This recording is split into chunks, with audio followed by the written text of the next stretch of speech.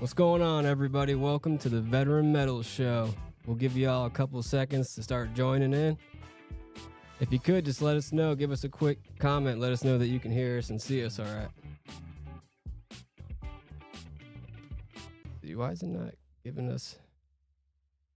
They're not telling us who's in here right now. Oh, there it is. All right, welcome to the show, everybody. Hey, guys, thank you very much. Rebel Dragon, Metal or Die, always good to see you. Thank you for Corey coming D, out thank tonight. you. All right, guys, we got some good things to talk about this week. We're going to keep it short, as always, about 15 minutes. We'll just give you all about 2 more seconds to join in. All right, let's start this thing. All right, welcome to the Veteran Metals Live Show. My name's John. I'm a military veteran and a precious metals collector. I'm Robbie, Director of Operations for Monster Coin Shop in Swannanoa, North Carolina. And this week, we're going to start the episode with a product review. And Robbie's going to talk about the new South Dakota Goldback. Take it away, Robbie. The Goldbacks, I don't know if you guys have seen these. South Dakota is fresh on the scene with the newest Goldback, being the 5th state now to do a Goldback. And Goldback gives us a good opportunity to talk about the difference between money and currency. And there's one major difference. They're basically the same. They're both a medium of exchange. You can use them to buy things, trade them for things. They're both units of measurement. They're divisible. Dollars divisible into 4 quarters. Bar gold is divisible into 2 half-ounce bars of gold. They are fungible, which means they are the same. This is every $1 South Dakota Goldback is the exact same as this one. So that's why we could use emeralds as a medium of exchange, but that would be very difficult because not all emeralds are the same. Some are bigger, some are smaller, some are more pretty, and some are less pretty. Both money and currency have to be portable, easy to move around, and durable, which these Goldbacks are super durable. Definitely more durable than the U.S. dollars that we carry around. But the main difference is that money is a store of value, whereas currency is not. This silver dollar is made out of real silver. This silver certificate used to be exchangeable for that silver dollar. This thing with the green stamp on it is a debt note. It's backed by nothing. So the Goldbacks are backed by their gold composition, which is super cool to me. So few pros and cons when it comes to buying Goldbacks. The pros are that they're cool, they're collectible, they've got beautiful art on them. Every single one of them has a different design. They're very durable, and they are real money because they're made out of gold. The cons currently are that they're not widely accepted. Most places do not accept Goldbacks when you're shopping there.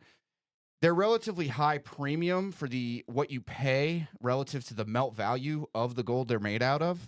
And they can be a little bit confusing to convert. There is a Goldback calculator online that kind of lets you know if I owe somebody $40, what's that in Goldbacks. Overall, they're one of the best sellers here at Monster Coin, and they're super cool. And for $4.50, you can own real gold. So I'm pro Goldbacks. I'm a fan. All right, thank you very much for that, Robbie. That was very informative. And if you guys have any questions on the Goldback, go ahead and drop it in the comments now, and we'll get it at the end. But yeah, that's pretty good. Let's roll into the fact of the week. I think you guys are going to appreciate this one.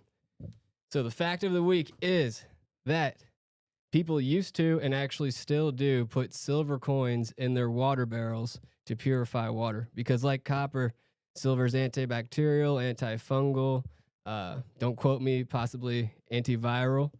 So yeah, back in the day, they would just stick a silver dollar in their water barrel and drink out of that.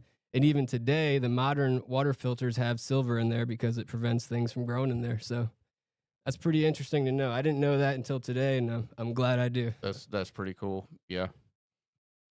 All right, this week, instead of some breaking news, we're going to touch on an important topic when it comes to finances, and that is inflation. And I'll let Robbie go ahead and take it away on that.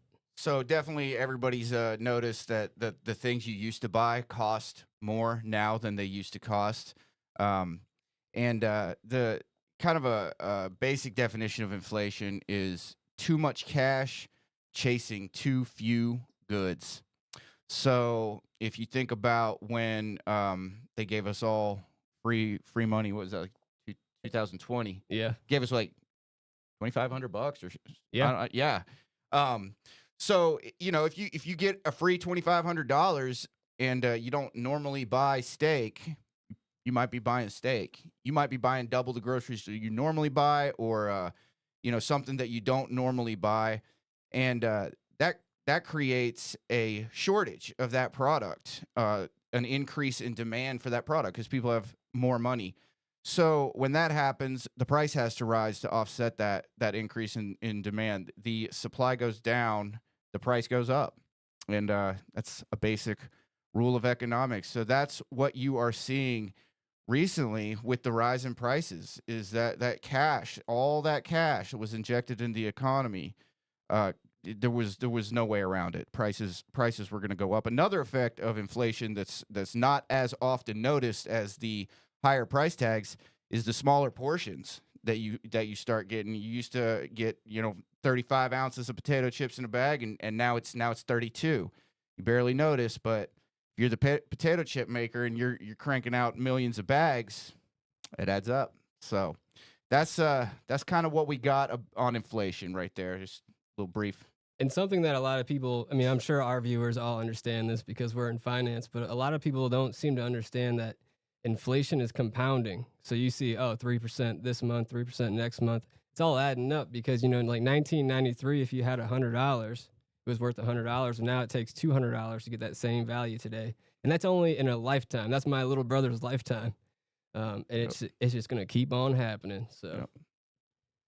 You gotta be careful. You gotta holding on to paper is a risky business, people. Nothing is free, Buckeye. That is the truth. All right, Robbie, let's do a little shop talk. What do you got going on in the shop this week? So I actually got some cool items in the shop this week. I got a little selection of ancient coins, and I picked that one specifically for this show. Can I take it out of this plastic? Yeah, you can do that. That's a denarius, and that is a coin from the Roman Empire. And inflation was a big part of what sent the Roman Empire down the tubes. And that coin, they started diluting the silver content in it little by little, and after a while, there was no more silver in those coins at all. Sounds like another nation y'all might be familiar with. So, Yeah, you think they would have learned from history, right? Like you had a prime example. so yeah, they started making more coins because they were using less silver, and it didn't happen fast. It doesn't happen fast. But I think I read that over 100-year period, prices had jumped 1,000% as a result of them diluting the silver in the coins. So I'm a big fan of this coin. It's super cool to own something that old. That really is cool. It's Yeah. like, yeah, I got a cool one with Alexander the Great on it. So I'm pretty stoked to have added to the inventory a selection of ancients. So that's the shop talk for Monster this week. I'm saving my penny so I can buy that Alexander one. We were talking about it last week. Super cool. I mean, how cool is it? Like, it's something that I never thought would actually be possible in my life. Like, would I be able to own something from Alexander's empire? I just thought it was, impossible. And It's got his picture on it too. that's right. You just need a few bucks and a car ride to Monster Coin. All right, guys, and that's pretty much it. Now we're gonna get into the Q&A section, and like I said last week, we're gonna take some questions from last week, answer those first, give you guys a little bit to enter your questions in the comment section below, and then we'll get to those. So, one of the questions that we got last week is, what happens if you eat silver? And that's actually a pretty common thing. I know that even when I had COVID, my wife went out and got some like liquid silver. Colloidal silver. Yeah, that's what it colloidal was. silver. And so it's been going around for a long time, but One of the things that can happen to you, if you haven't heard of this, look it up. Look it up on YouTube, and you're going to be really surprised. If you consume silver on a regular basis, your skin will turn blue like a Smurf. Like, look it up. It's insane. You will have your whole body will be blue like a Smurf, and it's called Argyria. Argyria. Argyra. And what's happening is the silver's kind of getting stuck in your pores on the way out. It's not coming out, and it just over time turns you blue. And the guy that I'm talking about, I mean, I watched the whole show on him. He originally started taking it for a skin problem, which is weird because it just made his skin worse. But he also had arthritis, and he swears by it that it actually fixes his arthritis. So he's just keeping the blue skin till the day he dies. So there you go. It could help you, but too much of anything is a bad thing. Moderation. All right. And we had another question from last week. Which is a better conductor of electricity, gold or silver? And until recently, I thought it was gold, but it's actually silver. Silver is the best conductor of electricity, and it actually defines conductivity. Everything is ranked between 0 and 100 on a conductivity scale, with silver being 100 and copper being like 97.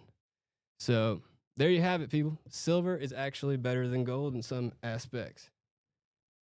And that is it. Now we're going to take some live questions. Let's see what you guys got here in the comment section. I'll say barn builder. Yes. Yeah, they've dropped significantly. I think Silver Eagles are a great value right now compared to where we've seen them over the past couple years. Anybody got any more questions before we call it? And by the way, we really appreciate you guys. This is only the third episode. We had a stumble between the first two, but I think we're getting better. And you're going to start seeing higher quality content and graphics coming from us. What we got there? Oh, you got to scroll down. Oh, I almost forgot. We're doing a silver giveaway. So everybody that's here, stay here for the next couple minutes. We're going to do a silver giveaway. Free silver from my collection. It ain't going to be much. I'm going to be honest with you guys. I just got out of court and I got a baby on the way. But you help us and we're helping you. All right. So, well. Billionaires. I like that. I hadn't heard that before, Shadow. All right, guys. I don't see any more questions. So let's get to the giveaway. This is going to be very simple. I wrote down a number right here on one of these pads, a number between 1 and 10. The first person to comment that number correctly is going to win a free Mercury dime. I got it right here. I'm going to ship it to you. It's a 1942 Mercury dime. It looks good, too. But hey, people, it's free silver.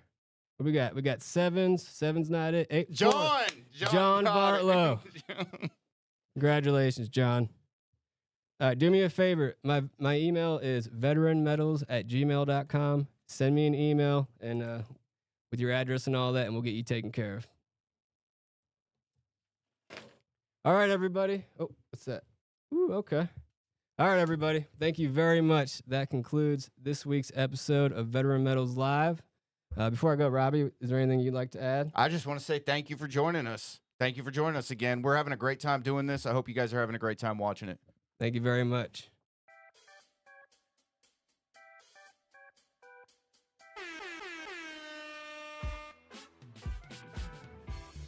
Oh, yeah.